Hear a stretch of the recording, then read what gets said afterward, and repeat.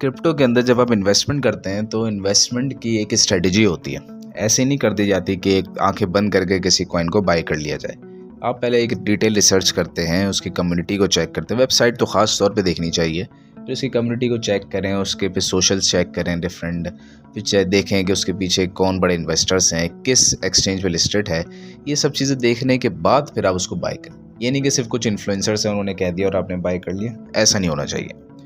Second चीज़ के मिसाल के तौर पे आपने एक कॉइन बाई किया 1 सेंट का और $100 के बाई कर लिए। अब $100 के जब आपने बाई किए कॉइन्स, 1 सेंट का एक कॉइन, तो अच्छे खासे कॉइन्स आपके पास आ गए। अब आप इंतज़ार कर रहे हैं कि ये कॉइन जब 1 सेंट से $1 का हो जाएगा, यानी कि 100x जब इसकी अमाउंट हो जाएगी, मैं जब बेचूंगा। अब 100x होना ये इतना ईजी नहीं होता कि कोई कॉइन हो जाए और आप फिर बेचेंगे। ये नियरली इम्पॉसिबल सी बात भी होती है। लेकिन आप बैठे हैं, अब आप देख रहे हैं कि 1 सेंट से 10 सेंट तक हो गया और आपके $100 $1000 बन चुके हैं, लेकिन आप उसको सेल नहीं कर रहे हैं। फिर आप देख रहे हैं कि वो 20 सेंट का एक कॉइन हो गया और आपके जो $100 हैं वो $2000 हो गए, आप फिर भी सेल नहीं कर रहे हैं।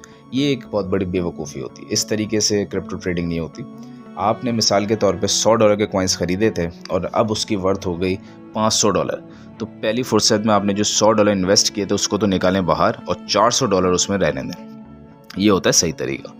फिर वो जो $400 रहने दिए, फिर कुछ टाइम गुजरा और वो इन्वेस्टमेंट मज़ीद डबल हो गए $800। उसमें से फिर आप $200 बाहर निकालें और $600 रहने दें। आपको ज़्यादा नीड है, आप आधे बाहर निकालें, आधे रहने दें, ठीक है। फिर थोड़ा आगे चलें और फिर आपने देखा कुछ अच्छा रिटर्न आया तो फिर आपने 50% बाहर निकाल लिए, फिर रिमेनिंग को रहने दिया, छोड़ दिया। और इस तरीके से करते करते आप देखते हैं कि कुछ ना कुछ कॉइन्स आपके पास रखे होते हैं और अब अच्छे खासे इन्वेस्टमेंट और प्रॉफिट बाहर निकाल चुके होते हैं। ये होता है तरीका।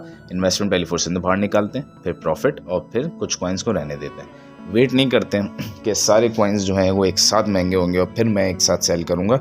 ऐसा नहीं करते। मीनवाइल ये हो सकता है कि वो एक्सचेंज भाग जाए, ये हो सकता है कि वो प्रोजेक्ट फ्लॉप हो जाए, ये हो सकता है कि कोई हैकर आपके एक्सचेंज में आकर आपके सारे कॉइन्स ले जाए। बहुत सारी चीज़ें हो सकती हैं। इस चीज़ों में हम सोचते नहीं हैं। तो पहले एक आपका टारगेट होना चाहिए कि आपने जैसे ही कोई कॉइन बाई किया है, आप उसमें से इन्वेस्टमेंट बाहर निकालें। आप वेट करें 1 महीना, 2 महीना, 3 महीना, आपको अच्छा रिटर्न मिला, वही $100 $500 पे चले गए, $100 तो पहली फुर्सत में बाहर निकालें ना। इन्वेस्टमेंट तो सेव करें अपनी। अब जो लगा वो प्रॉफिट है, थोड़ा सा और बढ़ा, फिर अपना प्रॉफिट भी थोड़ा सा बाहर निकालें, फिर और बढ़ा, फिर थोड़ा सा प्रॉफिट निकालें।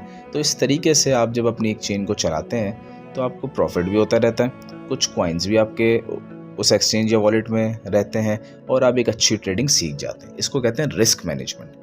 अक्सर लोग वो फेल होते हैं और उनको बड़ा नुकसान होता है जो रिस्क मैनेजमेंट ही नहीं जानते। रिस्क मैनेजमेंट बहुत ज़रूरी है, स्पेशली जब आप एसेट्स में डील कर रहे हैं और क्रिप्टो और डिजिटल एसेट्स में डील कर रहे हैं, उसमें तो बहुत ही ज़्यादा रिस्क मैनेजमेंट ज़रूरी है। रिस्क मैनेजमेंट के ऊपर बहुत सी किताबें लिखी जाती हैं, ये कुछ आपके सामने आ भी रही हैं और किताबें पढ़ने से भी आपको काफ़ी फ़ायदा मिलेगा, लेकिन असल फ़ायदा आपको मिलता है प्रैक्टिकल नॉलेज से। तो प्रैक्टिकली इस चीज़ को समझें कि अगर आप रिस्क मैनेजमेंट अच्छी नहीं कर सकते, आप कभी भी अच्छा प्रॉफिट गेन नहीं कर सकते। कोई भी शख्स ये नहीं कह सकता कि मैंने आज एक कॉइन बाई किया और मैं सारे के सारे कॉइन एक साथ बेचूंगा, मुझे प्रॉफिट होगा और उसको हो गया। ये पॉसिबल ही नहीं है। तमाम तरीके एक ही जगह पे जाके रुकते हैं और जितने भी अच्छे इन्वेस्टर्स हैं उन सब का एक ही तरीका होता है। वो पहली फुर्सत में अपनी जो इन्वेस्टमेंट लगाई है वो निकालते हैं बाहर, उसके बाद फिर प्रॉफिट से ट्रेड करते हैं, डीलिंग करते हैं। तो आप भी इस तरह करें।